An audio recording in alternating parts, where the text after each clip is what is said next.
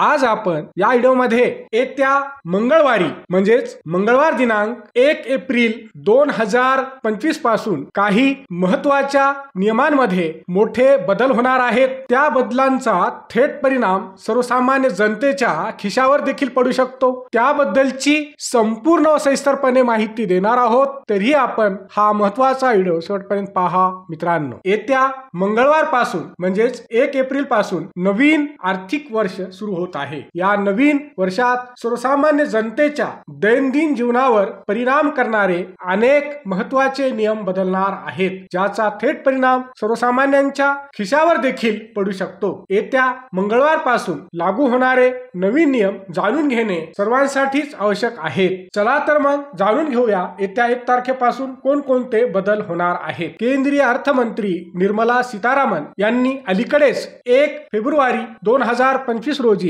2025-26 या आर्थिक वर्षाचा अर्थसंकल्प सादर केला। यामध्ये अनेक नियमांमध्ये बदल करण्याची घोषणा देखील केली होती। आता हे नवीन नियम आर्थिक वर्षाच्या सुरुवातीपासूनच म्हणजेच मंगळवार दिनांक 1 एप्रिल पासून देशभरात लागू होणार आहेत। तुमचे कोणत्याही बँकेत अकाउंट असेल तर ही बातमी तुमच्यासाठी अत्यंत महत्त्वाची ठरणार आहे, कारण येत्या 1 तारखेपासून देशभरातील जवळपास सर्वच बँकेच्या नियमांमध्ये मोठे बदल होणार आहेत। नंबर 1, सर्व बँकेच्या खातेधारकांसाठी मोठी महत्त्वाची बातमी। अनेक बँकांनी त्यांच्या एटीएम मधून पैसे काढण्याच्या नियमांमध्ये काही बदल केले आहेत। आता दर महिन्याला एटीएम मधून मोफत पैसे काढण्याच्या मर्यादेत कपात केली जाणार आहे। खातेदारांना आता 1 एप्रिल पासून इतर बँकांच्या एटीएम मधून एका महिन्यात फक्त 3दा मोफत पैसे काढण्याची परवानगी असेल। यानंतरच्या प्रत्येक एटीएम व्यवहारांसाठी खातेदारांना 20 ते 25 रुपये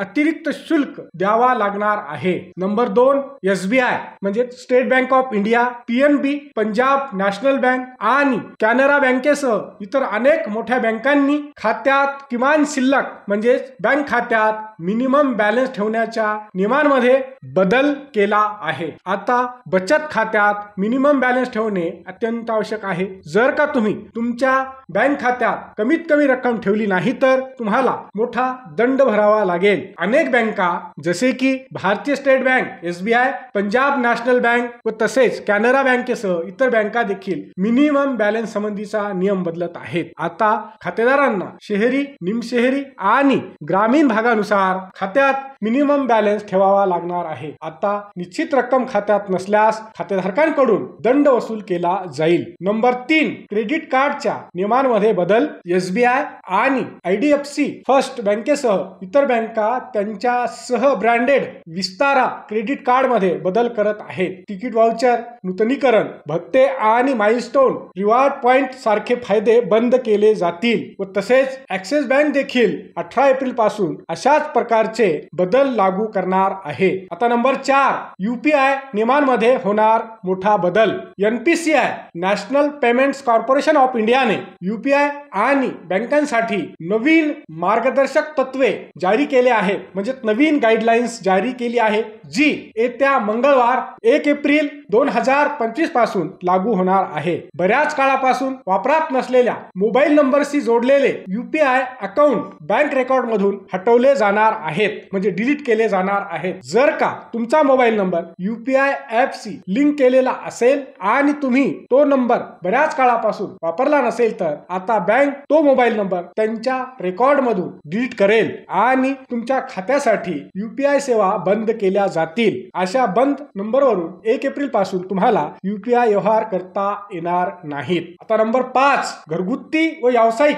गॅस सिलेंडरच्या किमती दर महिन्याच्या 1 तारखेला म्हणजे दर महिन्याच्या 1 तारखेला सरकारी तेल कंपन्या जसे की IOCL, Indian Oil Corporation Limited, BPCL, Bharat Petroleum Corporation Limited आणि HPCL, Hindustan Petroleum Corporation Limited या सरकारी कंपन्या गॅसच्या नवीन किमती जाहीर करतात। येत्या मंगळवारी म्हणजेच 1 एप्रिल 2025 रोजी देखील सरकारी तेल कंपन्या गॅस सिलेंडरच्या नवीन किमती जाहीर करतील। मीडिया रिपोर्टनुसार यावेळी 1 तारखेला गॅसच्या किमती कमी होण्याची शक्यता आहे। हा व्हिडिओ शेवटपर्यंत पाहिल्याबद्दल आपल्या सर्वांचे अगदी मनापासून आभार। खूप खूप धन्यवाद। जय महाराष्ट्र।